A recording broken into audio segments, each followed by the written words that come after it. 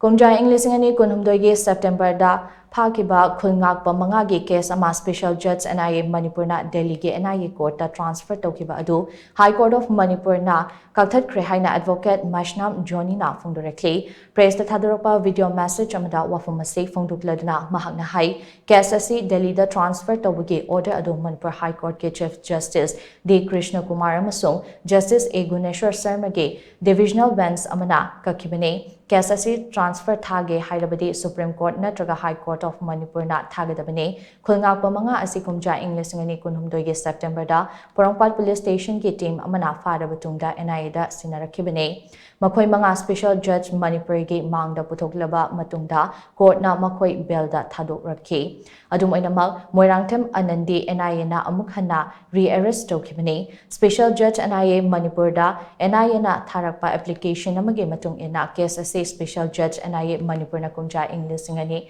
kunhumdoi gi October 13 da Delhi da transfer tokibane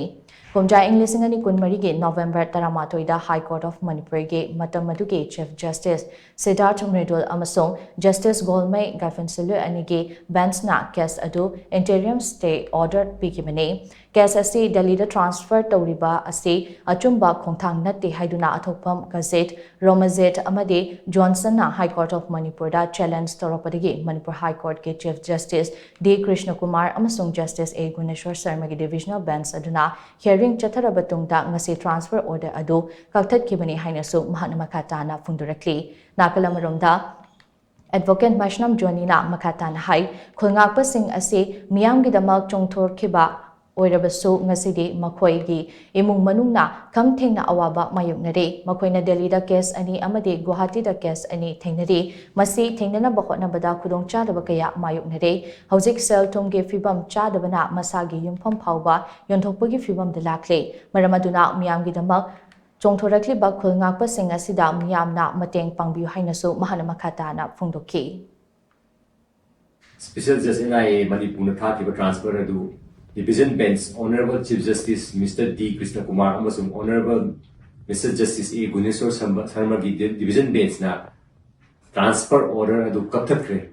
aiba transfer asing sing bayai Toukhibadu tang kunmari tha 2023 da Special Judge NIA Manipur na Miss case number 199 of 2023 da NIA na tharpa application amana aiba Khul Ngakpa mangagi transfer asi Manipur da torambadagi Delhi gi Patale Court ta transfer tokibani aiba transfer asi athopom kazit amasung